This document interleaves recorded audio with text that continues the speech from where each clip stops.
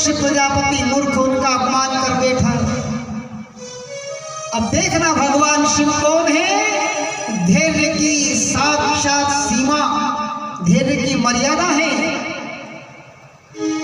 भगवान शिव के समान धीरज को धारण करने वाला कोई नहीं है, और भगवान शिव के समान अहंकार को नष्ट करने वाला, घमंड को नष्ट करने वाला, प्रलयकारी भी कोई नहीं है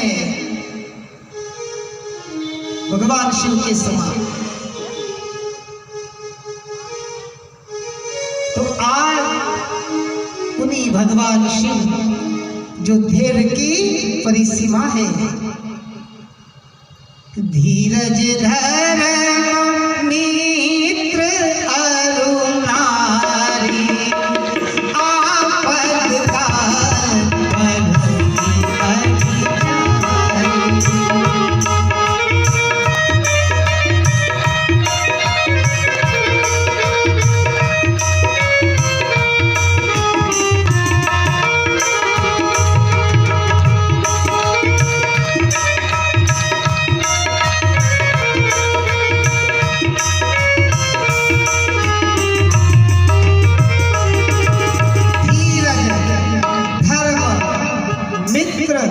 और नारी, इनकी परीक्षा विपत्ति में होती है, आपात समय में।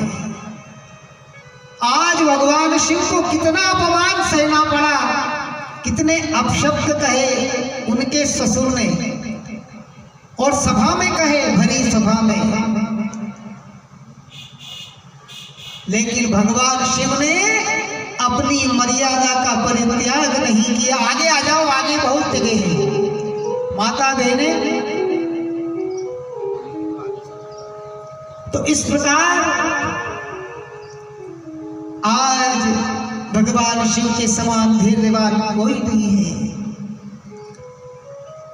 उन्होंने कुछ भी दक्ष को नहीं कहा, और क्या कहा आपने, नंदीश्वर आपको इस प्रकार दक्ष को शाप नहीं देना चाहिए था।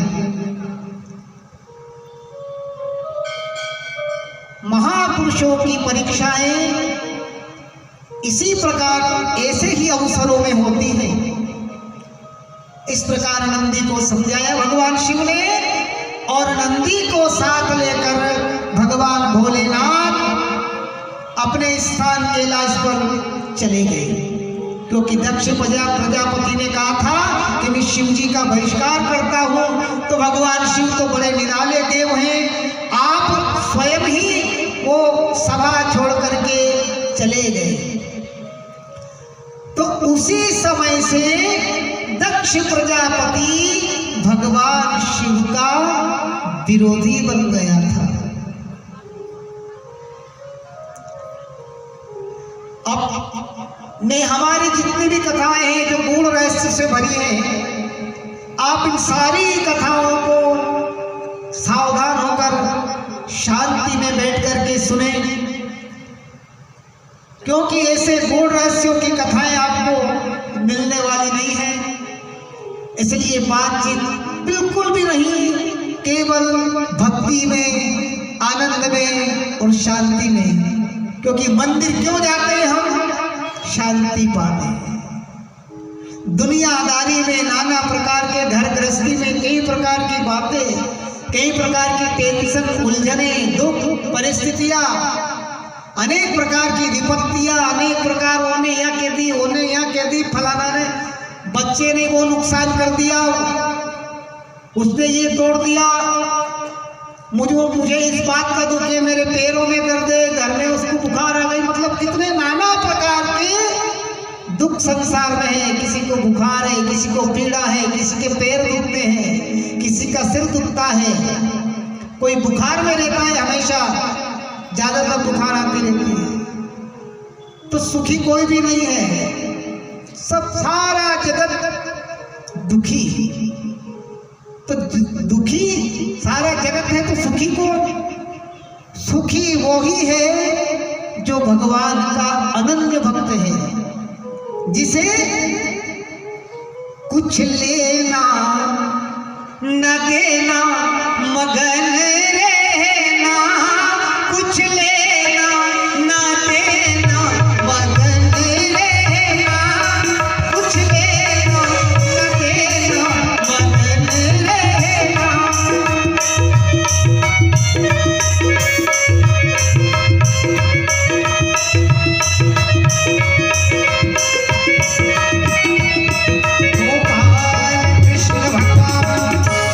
जिसको संसार से कुछ लेना ना देना, जो अपना कर्तव्य है वो कर्तव्य करता है, परिवार के प्रति, घर के प्रति, देश के प्रति, राष्ट्र के प्रति, समाज के प्रति।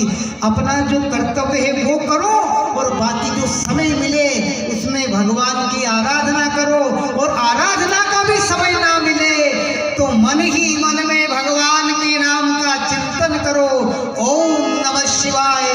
क्योंकि ये हृदय, ये मन तो हमारा, हम जहाँ जहाँ जाते हैं वहाँ वहाँ हमारे पास रहता है। जहाँ जाएंगे हम मन साथ में रहेगा। तो मन यदि साथ में है तो इस मन से क्या होना चाहिए? भगवान के नाम का गुणानुवाद होना चाहिए। जिस समय ये मन भगवान की भक्ति में लगा रहता है उस समय इसको कोई भी दुख नहीं है। रामचरितमानस में इसका प्रमाण है। स्वयं हनुमान जी महाराज कह रहे हैं, कह हनुमंत विपति तब सोई, जब तब सुमिरन भजन न होई। हनुमान जी कहते हैं कि जब ही जीव को दुख है, कौन सी अवस्था में? जिस समय वो भगवान का भजन नहीं करता उसी अवस्था में जीव को दुख है। और जो जीव हमेशा हमेशा भगवान की पूजा, भगवान का कर्म, उनकी सेवा, माता पिता गुरु की सेवा यानी भगवान की सेवा, आचार्य की सेवा यानी भगवान की सेवा, राष्ट्र की सेवा यानी भगवान की सेवा, नर की सेवा नारायण की सेवा। डॉक्टर यदि मरीजों की सेवा करता है तो उसके द्वारा भगवान की सेवा होती है। एक किसान अपनी खेती की सेवा करता है तो खेती की भारत माता की सेवा होती है।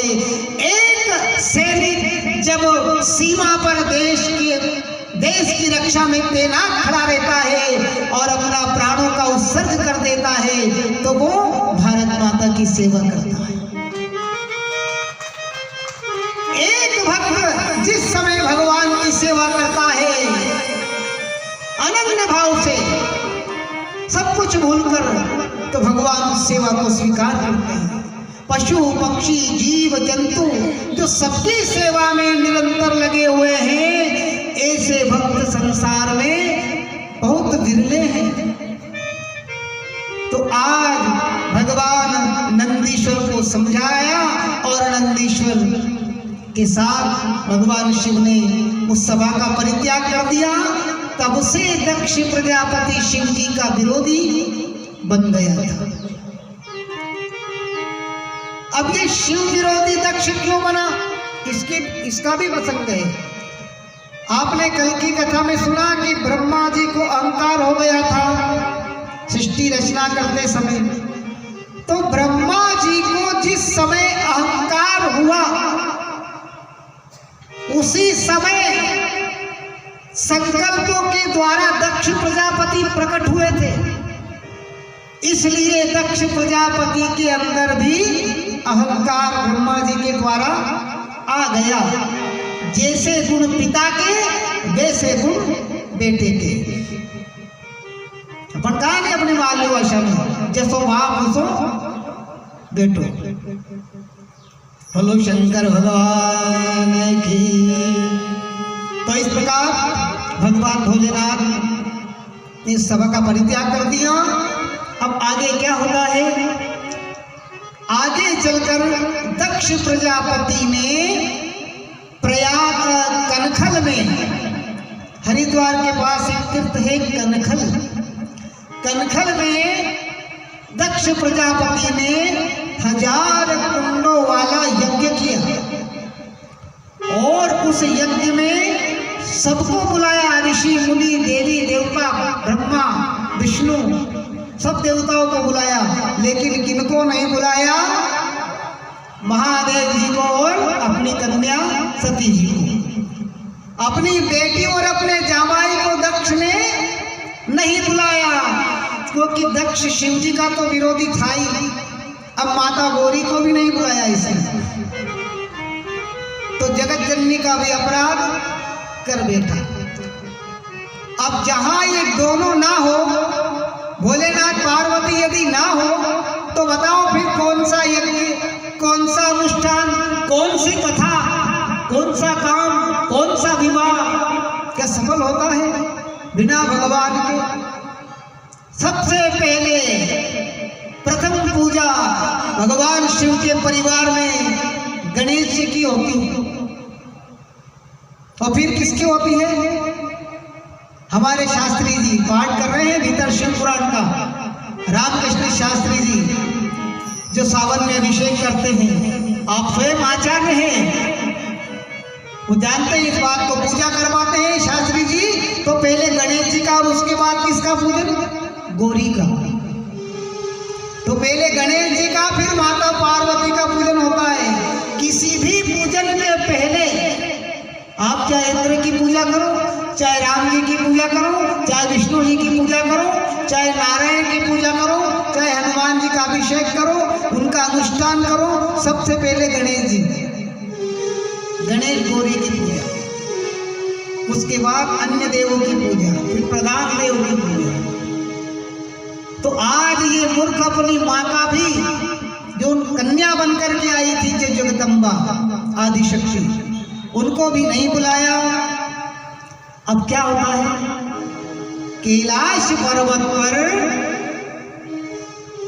कैलाश पर्वत से देवताओं ने देखा, आकाश मार्ग से माता सती ने देखा, आकाश मार्ग में देखा तो क्या देखा भवानी ने कि अलग अलग विभिन्न विभिन्न देवतागण अपने अपने सवारी में बैठ करके और धूमधाम के साथ, गाजे बाजे के साथ उड़ करके कहीं जा रहे हैं। तो माता सती ने पूछा, अरे देवताओं कहाँ जा रहे हो? तो देवताओं ने कहा, माता जी क्या आपको पता नहीं है?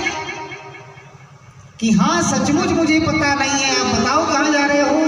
तो देवताओं ने कहा कि माँ जगदम्बा आदिशक्ति, आपके पिताजी महाराजा दक्ष ने 1000 कुंडों वाला यज्ञ किया है, कनखल में वो करने वाले हैं और उसमें हमारा निमंत्रण है, उसी उनका बुलावा है, इसलिए हम सब वहां जा रहे हैं।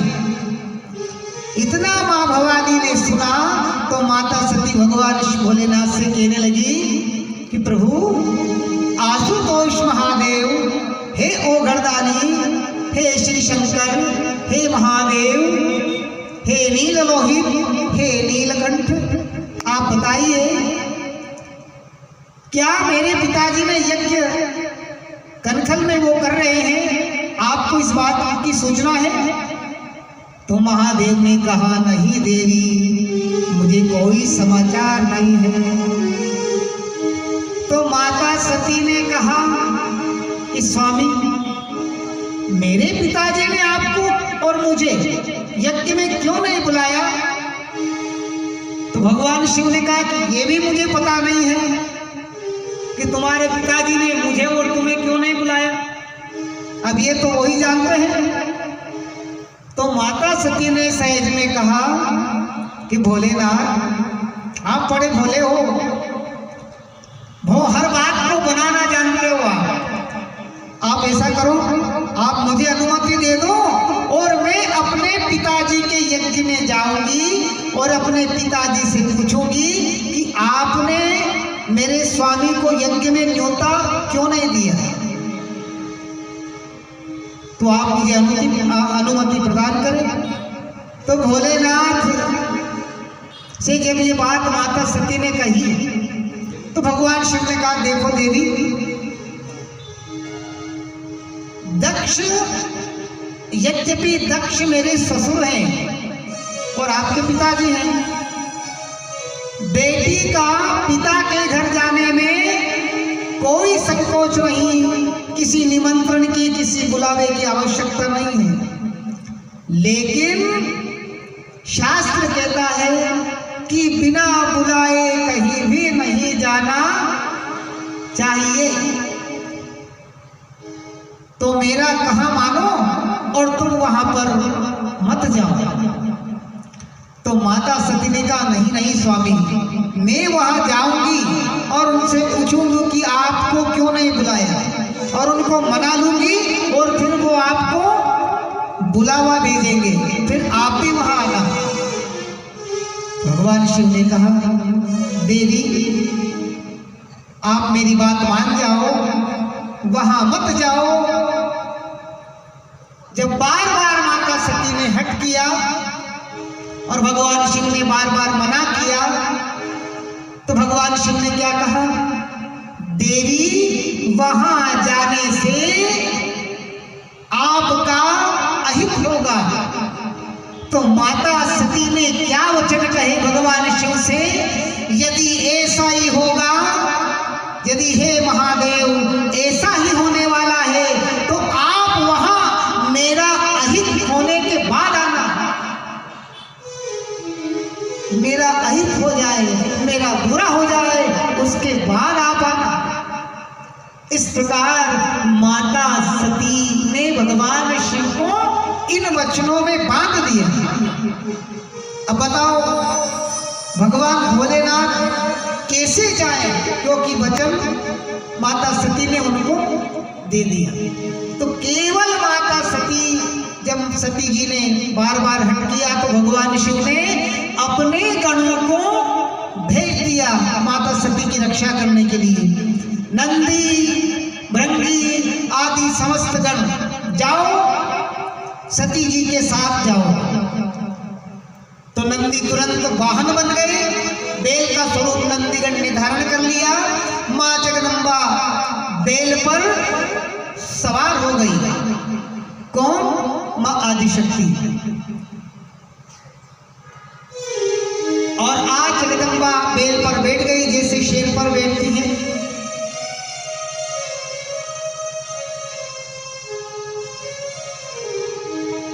तीले सिंह पर सजी माई दुर्गा,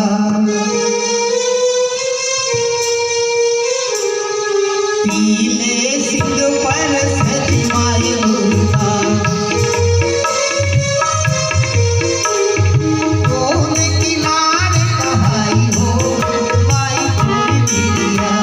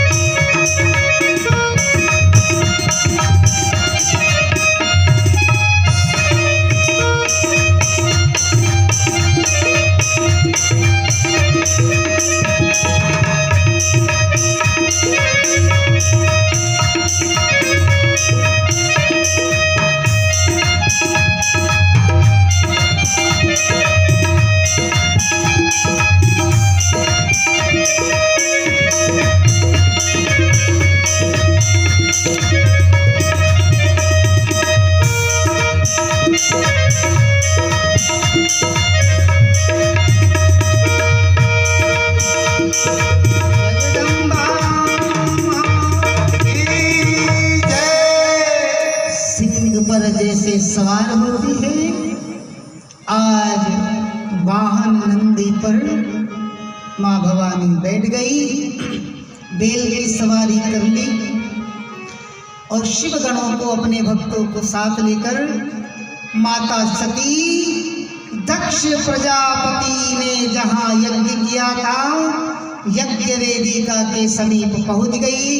द्वारपालों ने उन्हें रोका, लेकिन भगवती ने अपनी वाणी से समझा करके दरवाजा खुलवा लिया और यज्ञशाला में माँ भवानी ने, माता सती ने प्रवेश कर लिया।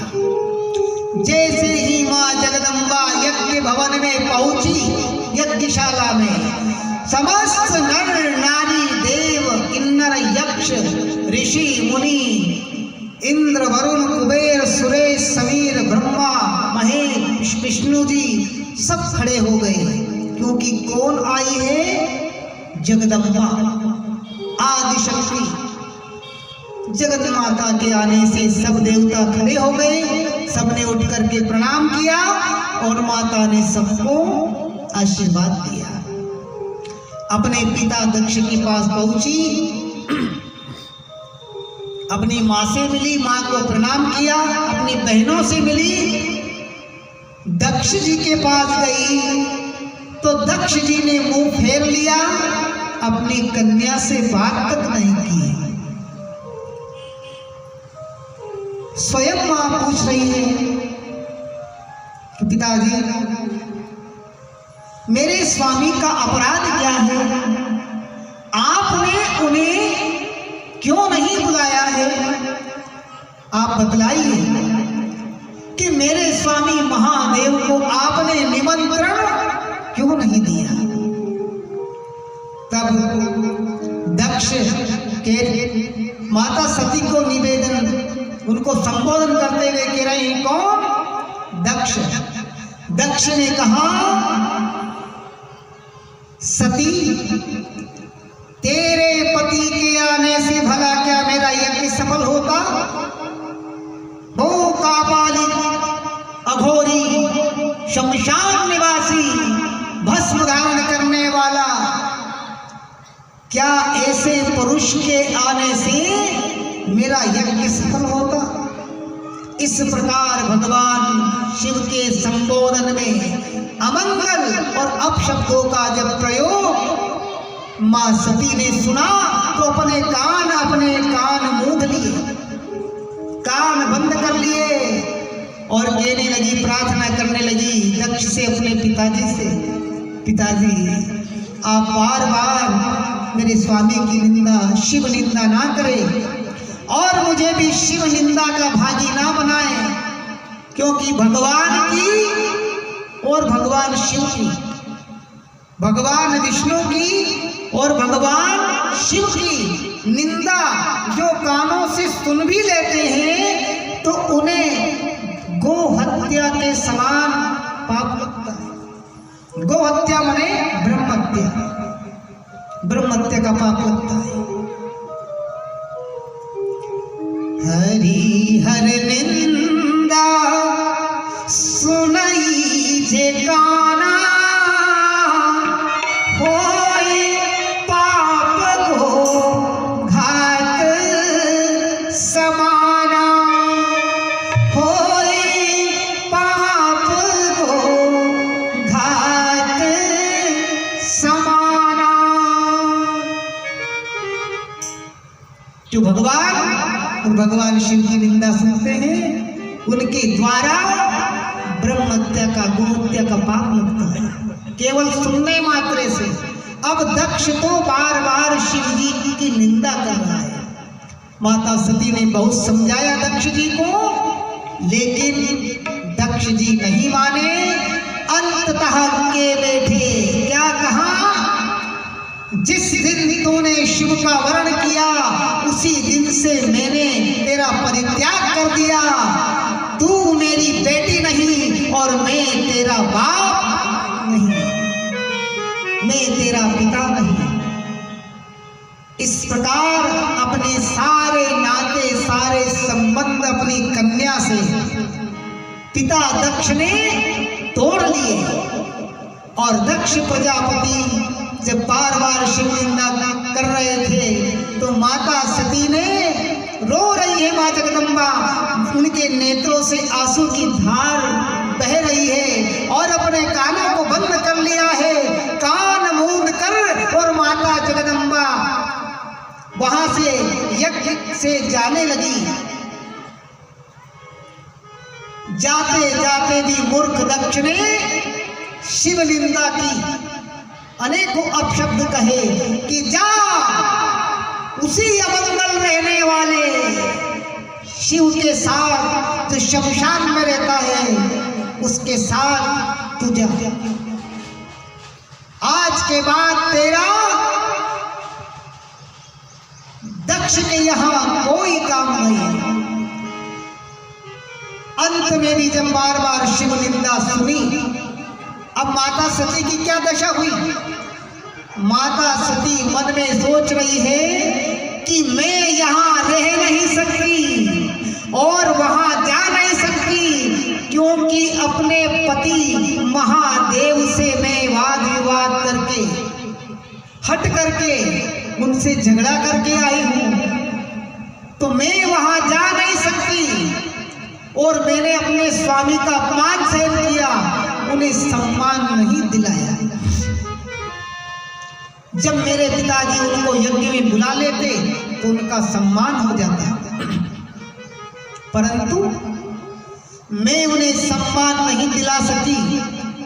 और फिर मैंने क्या कहा, शिवजी भगवान भोलेनाथ को भी आने से मना कर दिया कि मेरा अहित होने के बाद आप आना। तो माता सती की जब ये दशा हो गई, यहाँ रह नहीं सकती, वहां जा नहीं सकती, इतना विलाप करते करते जैसा जैसा माँ भवानी अंतर मन में विलाप करती है, उतनी ही अंतर मन में उनके विलाप से एक तेज पुंज प्रकट होता है और उनके शरीर से माँ जगदम्बा प्रकट हो जाती है। बोलिए काल रात्रि मैया की जय, बोलिए महाकाली की जय। अष्टभुजा धारण कर ली माँ जगदम्बा ने,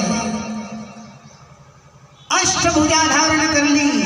4 हाथ इधर हैं, 4 हस्त इधर, 4 हस्त इधर, और गले में मुंडों की मालाएं, तन पर जो है एक भी वस्त्र नहीं है, केवल हस्त मालाओं से उनका नीचे का भाग ढका हुआ है। विराट रूप है माँ जगदम्बा का, हाथ में खड्ग है, खप्पर है।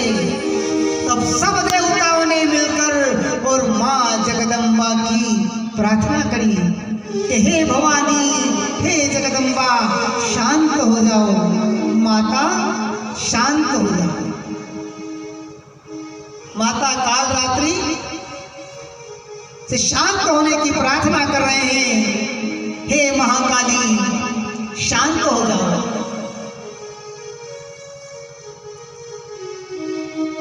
बार बार माँ जगदम्बा की देवता वंदना करते हैं।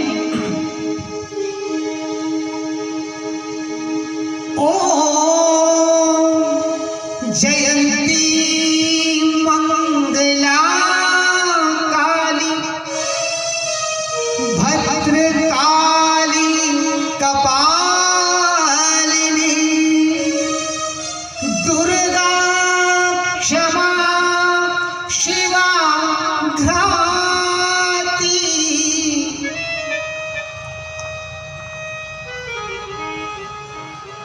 ओम जयंती मंगला काली भद्रकाली कपालिनी दुर्गा क्षमा शिवा घाती स्वाहा स्वधा नमोस्तुते। हे जगदम्बा, स्वः स्वरूपा, स्वधा स्वरूपा, जयंती स्वरूपा, काली स्वरूपा, मंगला गौरी स्वरूपा, हम आपकी वंदना करते हैं भगवती, आप शांत हो जाइए। तो काली है कल्याणी मारी माँ, सोनोरी मारी जोग माँ।